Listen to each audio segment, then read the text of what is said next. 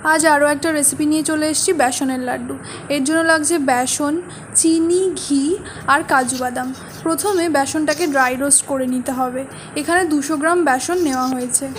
200 ग्राम बेसनेर जोन्नो 100 ग्राम घी और 200 ग्राम चीनी व्यवहार करा हয়েছে एखाने। तो घी दिए एबारे भालोभाबे भाजते होबे बेसनटाके যতক্ষণ না পর্যন্ত একটু ব্রাউন হচ্ছে। একটু ভাজা ভাজা হয়ে এলে এর মধ্যে কাজু বাদাম দিয়ে আবারও ভালোভাবে ভাজতে হবে। তারপরে এর মধ্যে চিনি দিয়ে দিতে হবে। চিনিটাকে এখানে গুঁড়ো করে দেওয়া হয়েছে। চিনি দেওয়ার পরে ভালোভাবে নাড়াচাড়া করতে হবে। আর এই সময় এর মধ্যে একটু এলাচ গুঁড়ো ছড়িয়ে দিতে হবে। এরপর আস্তে আস্তে চিনিটা গলতে শুরু করবে এবং সেই পর্যায়ে এর মধ্যে অল্প পরিমাণে জল অ্যাড করে দিতে হবে, দিয়ে নাড়তে হবে। এরপর লাড্ডুর পাক এসে গেলে নামিয়ে নিতে হবে। এবার গরম গরম থাকা অবস্থাতেই লাড্ডুগুলোকে বানিয়ে নিতে হবে। নিলেই তৈরি হয়ে যাবে বেসনের লাড্ডু।